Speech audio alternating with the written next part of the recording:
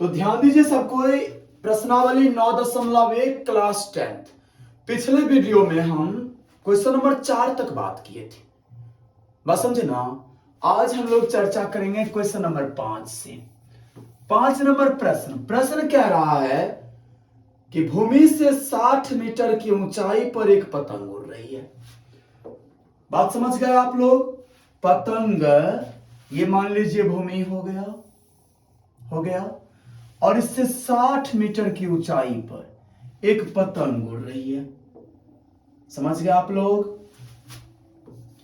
ये ए पतंग हो गया और बीसी मेरा भूमि हो गया। भूमि से 60 मीटर की ऊंचाई पर पतंग उड़ रही है। सवाल समझ में आ गया?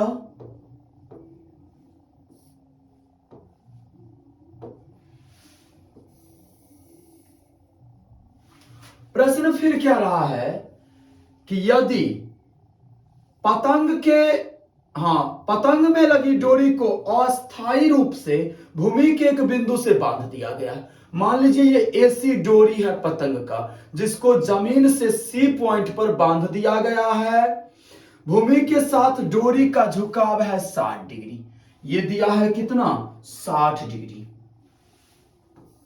ये है 60 डिग्री और हमें ज्ञात क्या करना है? डोरी की लंबाई।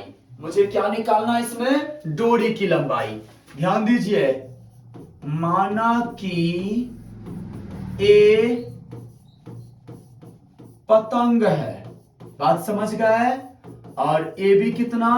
60 मीटर, ठीक है ना।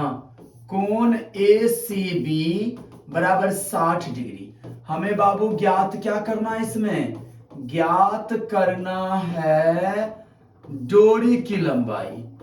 डोरी की लंबाई अर्थात एसी निकालना है। बात समझ गए? बहुत ही इजी क्वेश्चन है। आप ना सबसे पहले देखो दिया क्या है। अगर मैं इस एंगल से देखूं तो लंब दिया है, ये लंब होगा ना। इस एंगल पर से देख, जिस कोण से मैं देखूंगा उसके सामने वाली भुजा लंब होती है। तो इस सवाल में लंब दिया है, निकालना है कर्ण। लंब दिया है, निकालना है कर्ण। माइंड में सेट करो, लंब बट्टा कर्ण किसका फॉर्मूला होता है? किसका? साइन थीटा का, ठीक है ना। तो मैं यहां साइन थीटा लगाऊंगा। फॉर्मूला समकोण त्रिभुज ए सी बी में साइन थीटा बराबर हो जाएगा ए बी बट्टा ए सी। फिर साइन 60 बराबर ए बी के बदले में आप 60 लिखोगे और बट्टा बी सी, सॉरी माफ कीजिएगा एसी। साइन 60 का मान होता है √3/2 बराबर 60 बट्टा एसी। अब आप ब्रजगुणन कर लो तो √3 AC बराबर 120, देन AC बराबर 120 बट्टा √3। अगर आप हर का परिमेयकरण करते हो तो 120 √3 बट्टा 3 मतलब 40 √3, अर्थात डोरी की लंबाई कितना निकल गया? 40 √3। ये मेरा आंसर हो गया। समझ गया है? क्वेश्चन नंबर 6 पर मैं चर्चा कर रहा हूं। यह भी बहुत ही इंपॉर्टेंट प्रश्न है। प्रश्न क्या कह रहा है? 1.5 मीटर लंबा एगो लड़का है। सबसे पहले मैं भूमि बना लूं। ये रहा मेरा जमीन। ये क्या रहा? जमीन। अब इस जमीन पर ये 1.5 मीटर का लड़का है। क्या मीटर का है? 1.5 मीटर का लड़का। और ये लड़का ना एक 30 मीटर ऊंचे भवन से कुछ दूरी पर खड़ा है। ये हो गया 30 मीटर का भवन। हो गया। लड़का क्या कर रहा है बाबू? 30 मीटर के भवन से कुछ दूरी पर ये लड़का खड़ा है। ध्यान दीजिएगा। अब देखिए बाबू,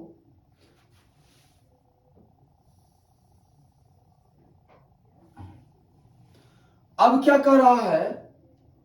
जब वह ऊंचे भवन की ओर जाता है ना, उसके वो आंख से भवन के शिखर का उन्नयन कोण 30 से घटकर 60 हो जाता है। मतलब जब ये लड़का यहां खड़ा था तो भवन का उन्नयन कोण कितना था? 30 डिग्री।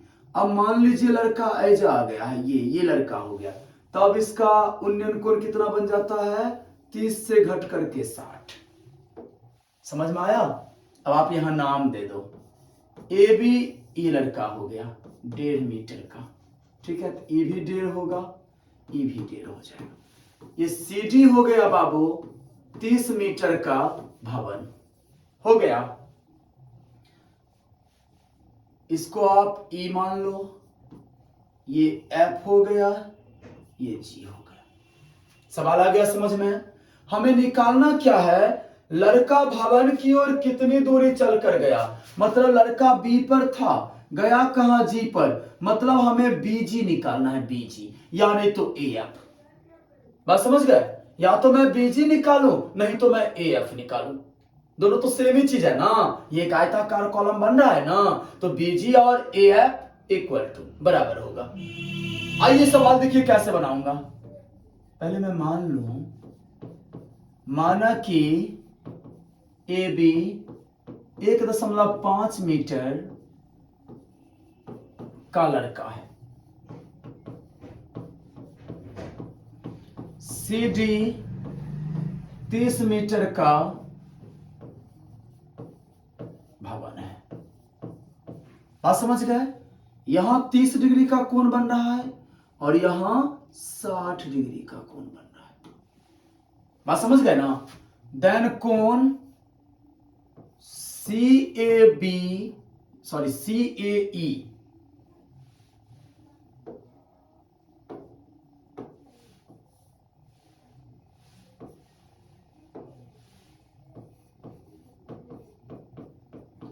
बराबर 30 डिग्री और कोण सी एफ ई बराबर 60 डिग्री। हमें ज्ञात क्या करना है, प्रश्न में ज्ञात करना है क्या चीज, एफ। ध्यान दो आप लोग, कैसे इसे बनाओगे। सबसे पहले बाबू मुझे ये बताओ कि C कितना हो जाएगा, C बराबर 30 माइनस 1.5, क्योंकि ये पूरा CD है 30 और ये D 1.5 है तो 1.5 मैं कम कर दूंगा, 30 माइनस 1.5 कितना हो गया, 28.5 मीटर। अर्थात ये जो मेरा भुजा निकला C 28.5 मीटर निकल गया। अब आप क्या करो, समकोण त्रिभुज CFE में ले लिया बाबू, tan 60 डिग्री बराबर क्या बनेगा, CE बट्टा FE। tan 60 का मान √3 और C के बदला में मैं लिखूंगा 28.5 बट्टा FE। अब आप इसको ब्रज गुणन करो तो कितना हो रहा है, √3 FE बराबर 28.5, तो FE बराबर हो जाएगा 28.5 बट्टा √3।